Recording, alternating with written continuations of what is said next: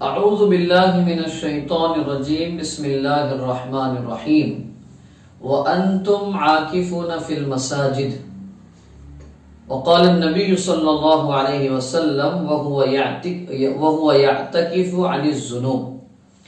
محترم سامعین اور ناظرین کرام، السلام علیکم ورحمۃ اللہ وبرکاتہ۔ آج میں آپ کے سامنے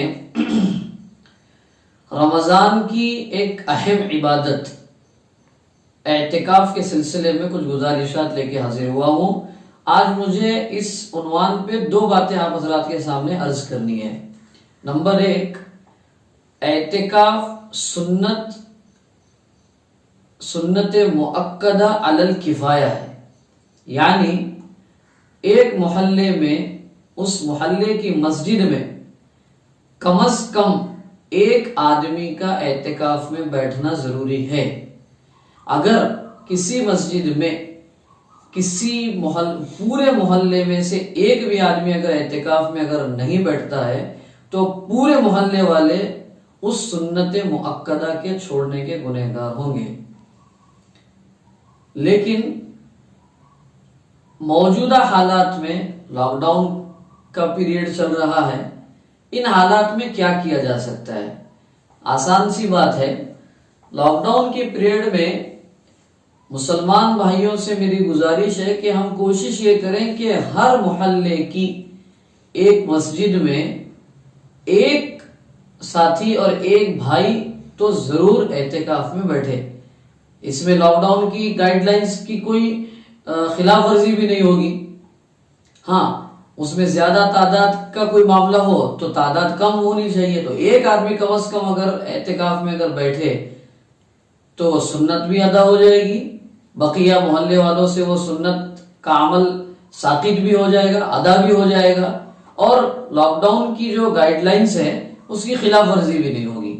یہ ہے موجودہ لاک ڈاؤن کے دور میں اعتکاف کرنے کے سلسلے میں ایک گفتگو۔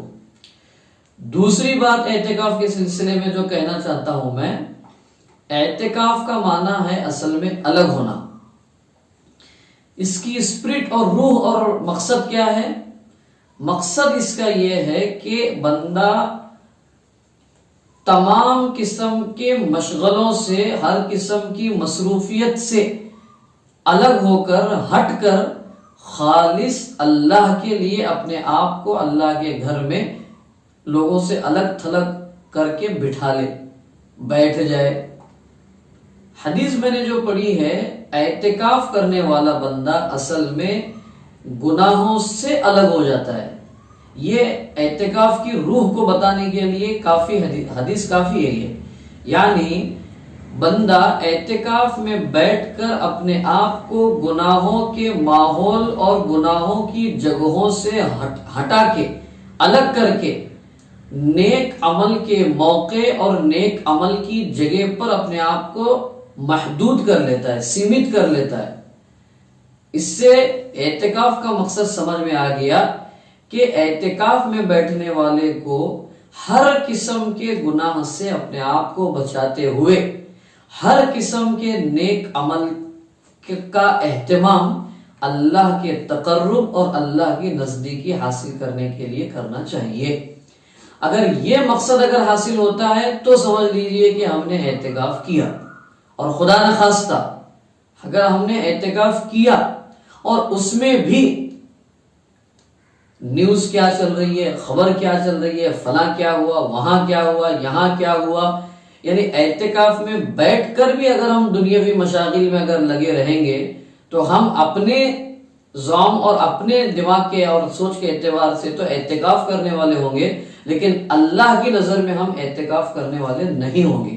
لہذا آپ حضرات سے گزارش ہے اور امید بھی ہے مجھے کہ ایک تو یہ موجودہ دور لاک ڈاؤن کی حالت میں اعتکاف کے سلسلے میں جو بات بتائی گئی ہے کہ ایک مسجد میں کم از کم ایک بھائی تو ضرور انشاءاللہ اعتکاف میں بیٹھیں گے، اور دوسری بات اعتکاف کے مقصد کو سامنے رکھتے ہوئے انشاءاللہ اعتکاف کریں گے۔